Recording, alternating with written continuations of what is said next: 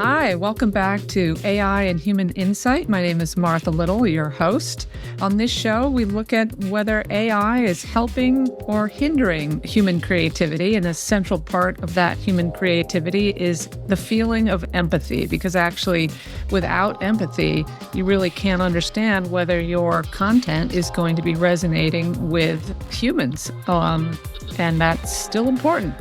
And of course, there's been a lot of anxiety today over whether AI is stealing jobs from humans. It is. Humans are losing jobs thanks to AI. But we want to look at whether AI is what it's doing in the workplace. Today, I have with me two founders of a company called Squadify. That's Squadify.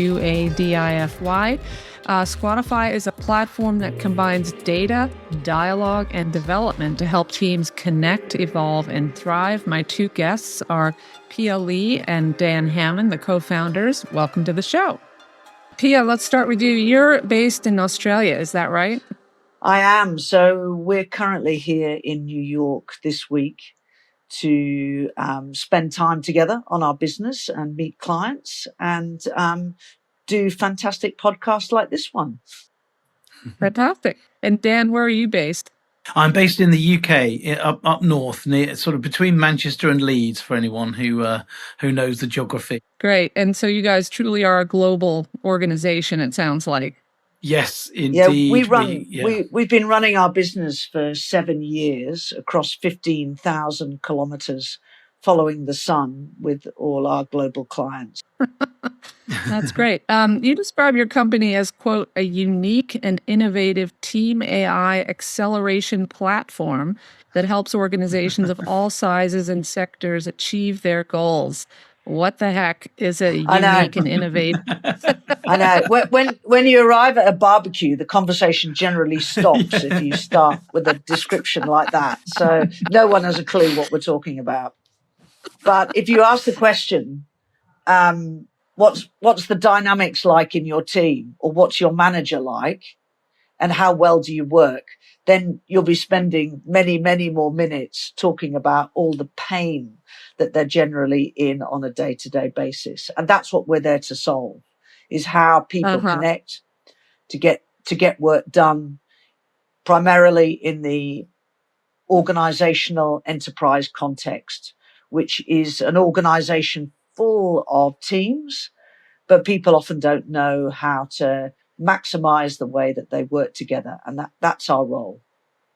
I see.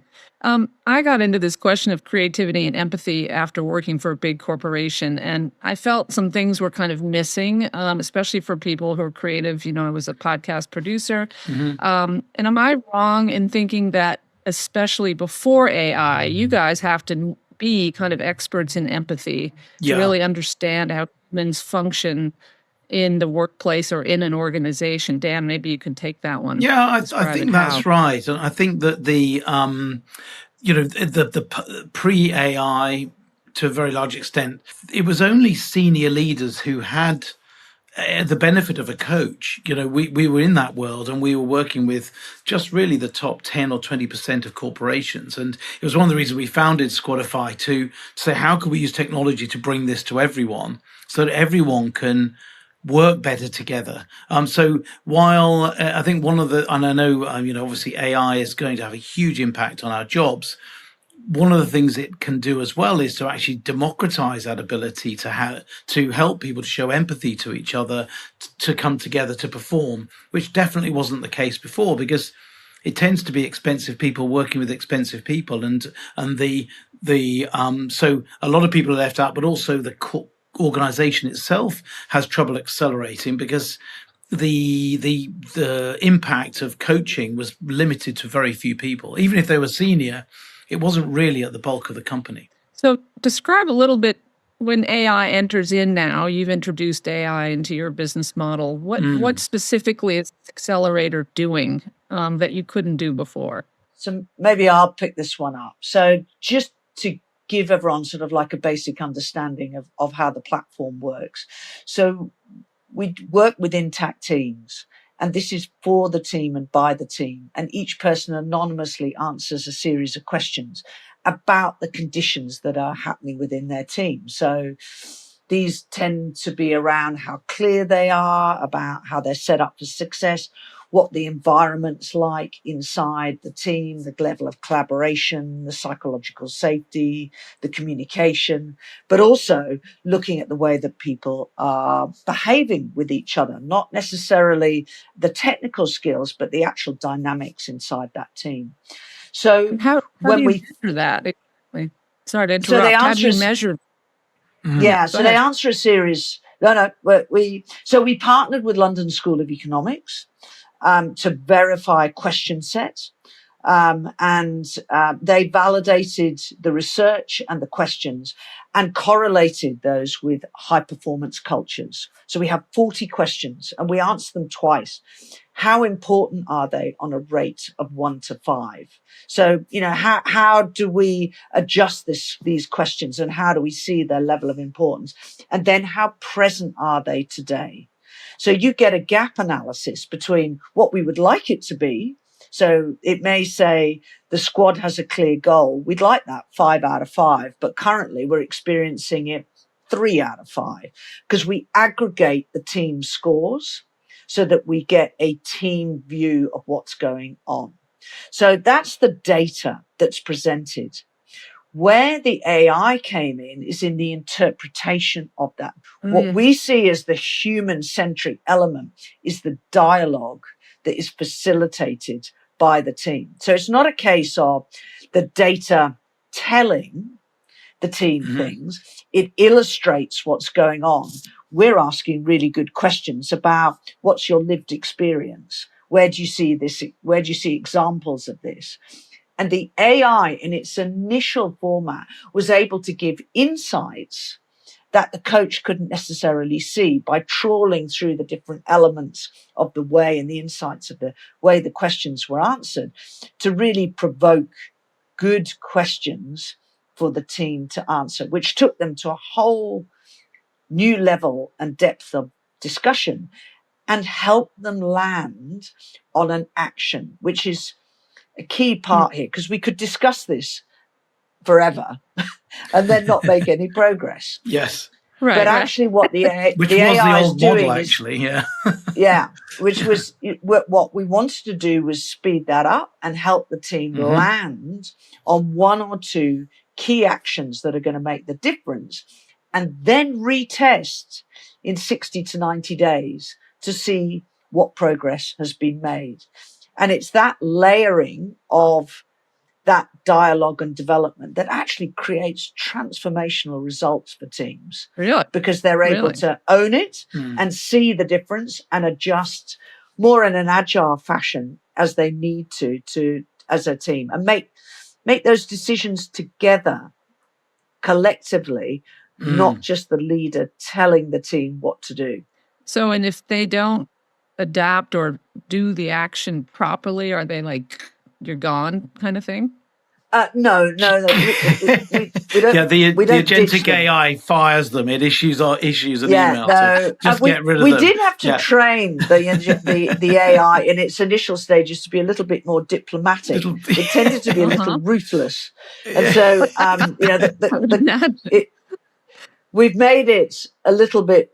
A little bit more diplomatic in the way that it communicates. Equally, not so English that you don't know what it's actually saying. It's still sufficiently direct that you do know what it's actually trying to say, but it's not too harsh now. Yeah, it's not too polite. It doesn't. Exactly. It's giving guidance, and what the AI is useful in being able to give focus areas. And when teams collectively put their effort into these focus areas, this may be 1 or 2, then we're finding that results will follow, because what we've got is a comparative analysis of questions before and after. So you can really see the difference you're making, both from a positive plus perspective, but also questions that have reversed. And then you can start to put that focus of effort. So it becomes very detailed, but the team starts to own that data. I see. Are you getting any resistance from leaders or mid-managers for implementing this? And what do you say to them when this happens? I think one of the things that sort of inoculates us against too much resistance is that it's about this unit of the team. So it isn't it doesn't assess individuals. It doesn't assess the team leader. It just looks at this unit of the team. So there's a little bit of sort of, you're a leader of a team and you find something wrong with it, then yes, it reflects a little bit on you, but very quickly the team starts to own it because it's actually about all of them, and they own the conditions in the team. I think if we're honest, the sort of resistance we get is around the busyness that people are experiencing at the moment. It's a very chaotic and busy time. So, this is another thing. But what we find is actually it's not just a job on top of their job. It does actually help them to do their job, if you see what I mean. So that resistance tends to go once they've got into it. But that's the only one we get because it's not a personal assessment. The only one I would add to that, Dan, is that people want to know where their data goes. Yes. That's the only one I would add. They want to know where their data goes. And they do complete a lot of engagement surveys that they don't know where the data goes and whether it's any relevance. So we do have sometimes a level of skepticism in the first round. So it is only within the team. So it doesn't go to their manager, it doesn't go higher up. It stays insulated within their team. And that's where the accountability sits. And once they realize that, then they're not skeptical, because they've actually got ownership over their own destiny in that respect. Absolutely. And now we have a chatbot inside as well. So all the team members can actually sort of probe the data, get recommendations, and even coaching, which is getting really into the what you're exploring here, Martha. But all of that is totally personal. So all of the conversation, so they can have confidential conversations that doesn't spill out into the wider world, or certainly doesn't train an AI model or anything like that. So the sort of cones of silence are really important here, and that does help, as Pia says, to reduce any potential resistance there might be. That's interesting. Yeah, I mean, because I think one of the tensions I experienced in this big corporation is as a creative, as somebody who was trying to build essentially, as I felt like sometimes I was invisible in terms of my skill set, because the KPIs are very hard to measure, Right. And I worked in various teams, and then I did some reading on it, and it's hard to define what a creative is per se, but some of the literature says that creative people gain satisfaction from intrinsic values, intrinsic feedback. Money isn't so important as long as they're able to fulfill their creative journey or whatever. And also they tend to play outside the lines. They break rules sometimes. I mean, these are just some of the ideas. And so I wonder if you run into that at all in terms of the blending of cultures within teams and how you negotiate that. Well, one of the dynamics that we measure is innovation. So we look at the data from these three conditions: clarity, climate, and competence. But we also look at the same data across 6 dynamics of high-performing teams, and one of them is innovation.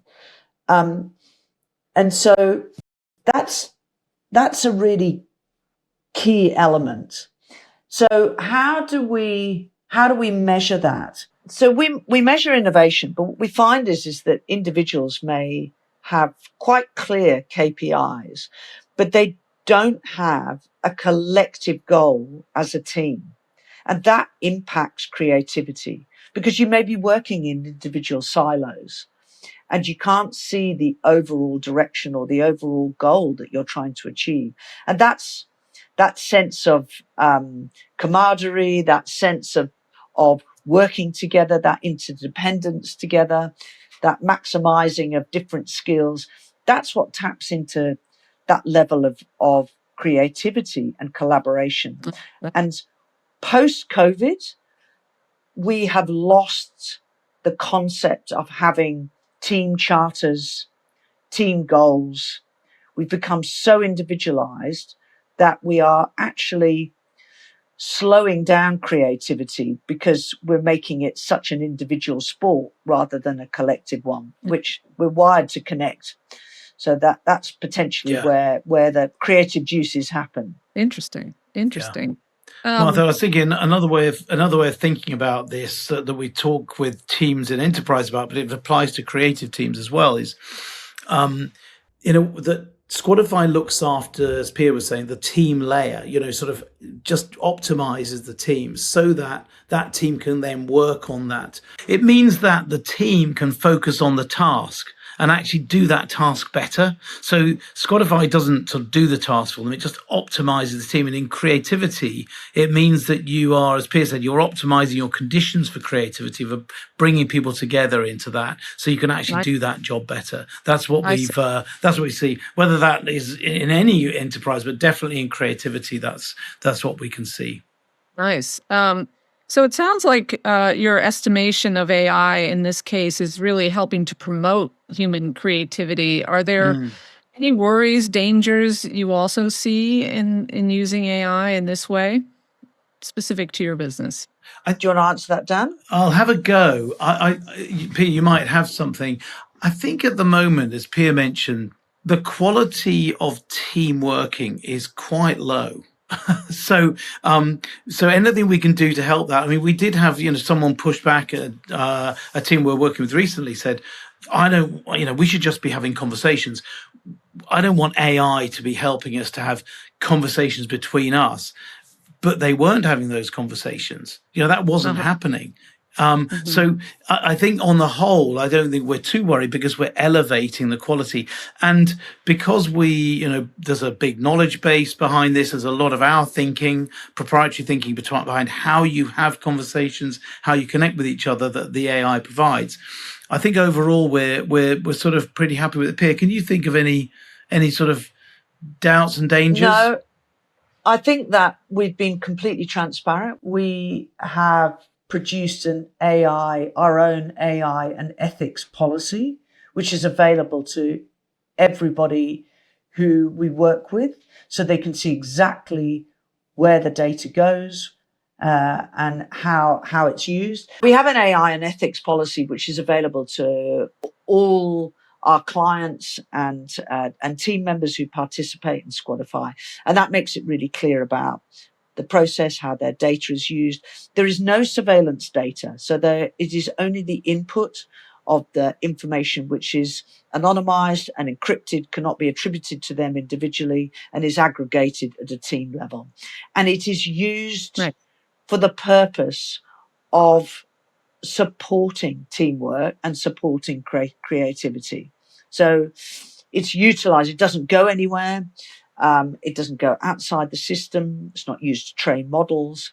I see. So it's very much serving the user and benefiting them in their workplace. Yeah, and just building on that, I think that it's because we all use ChatGPT or Claude, whatever, every day. It can look like, there you go, we've added AI. To your point, behind building AI, the chatbot into Squadify was a huge amount of work by the team, both in setting out the system prompts so that it's aligned to the purpose, putting guardrails in. We've red teamed it to make sure that you can't get adverse comments out. So and behind it is a structure of tools that it will draw on to bring in the knowledge base. So it's not a sort of plug-in ChatGPT. I think that could cause dangers, but the work behind this, aligned to our AI charter, has actually allowed this. So I think that's the reassuring thing I would say. So we're not concerned about it having adverse consequences, if you like, because it's aligned to its purpose. I see. Final question. Professors Caitlin Petra from Rutgers and Julia Ticona from UPenn, they wrote that the future of human creativity is inextricably linked to the future of creative labor. They say the AI industry claims it wants to democratize creativity, but the real goal is dominance. Curious what your guys' response is to that. I actually agree with that. I think that I saw there's Nick Cave has talked quite a lot about this in his Red Hand diaries, and talking. And actually, I'm a musician, so I do believe that while we can use technology and AI to make life easier for ourselves, ultimately we like to see effort. We love, as I say, don't use AI to write a love poem, because it's not from you, and you have to, even if it's not that great or whatever, you've made it. And I think that point about effort is really important. The thing with Squadify is that people have that job to do, that task. That is to be creative. What we're trying to do is to take the effort out of the teamwork, make that part easier, to liberate people to create. But I do think ultimately our own labor is going to be important. I think the only thing I'd add as well for our own clients, which are in enterprise, it's my belief that competitive advantage won't come from AI, because everyone's got that. Where it's going to come from is human ingenuity and creativity. So, and again, what we're trying to do is just release that by helping people to work better together. Yes, I would wholeheartedly agree. I think we're looking at how AI can augment human capacity and capability and never replace it. And the proof is always in the pudding. It's what you do. So it's about taking action. And so we've made that the action plan a really key part of the platform, so that you're able to actually really log that and see how your actions are actually guiding you towards higher performance. Interesting. And just one final thing, in terms of your own personal ideas about working, has AI changed your thinkings about empathy or how you evaluate this, or is it pretty much the same as before AI, when you were engaged in management consulting? I think from my perspective, it's how AI brings collective ideas together in a better way. So quite often when we were standing up, leading workshops, you would have that situation where an individual who is more extrovert would have more airtime than the introverts. So there's just a practical example. We're not able to get that level of creativity from introverts. We have an AI assisted team charter process where everybody can contribute. And the feedback we've had is it gives voice to those introverts to really bring forth their ideas, but in a way that is thoughtful and considered and safe. And so that to me is like that is a completely different way of facilitating. It also is a way that we can use the AI to take the pain out of the wordsmithing, which was always the bottleneck that we had, where everybody was sort of, the energy was dropping out of the room. So I think that actually we're looking at ways of how does it enable the team. When you say wordsmithing, you're sort of talking about the team mission, is that kind of thing? Yes, which, I mean, Dan and I used to do that with Post-it notes, and it would take, in the old days, would take, nearly a day. We can do that process in 90 minutes with an AI assisted process, which helps to aggregate ideas, present different options, and the team is standing up, round the screen, fully involved. And you've got everybody's involvement and ideas, which is really gratifying to see. Well, wonderful. You guys host your own podcast, right? The We and Me podcast? We Not Me. We Not Me. Yes, we do. We Not Me. That's not Me and Me. Forget that. It's on Spotify. I think you can get it. Exactly. And Apple Podcasts, wherever. Yes, absolutely. And it's all about how humans connect to get stuff done together. And obviously AI has sort of made its way into that relationship now, but it's about how those humans can harness AI to still get stuff done together. So if anyone's interested out, there are several AI topics there, probably not going as specialized as you do, Martha, on yours, but I think there's more listening there for people who are interested in the topic. Great. So We Not Me on Spotify or Apple or wherever you get the podcast. Correct. Well, Pia, Lee, and Dan Hammond, thank you so much for joining me. I really appreciate your time today. Thank you. Thank you so much, Martha.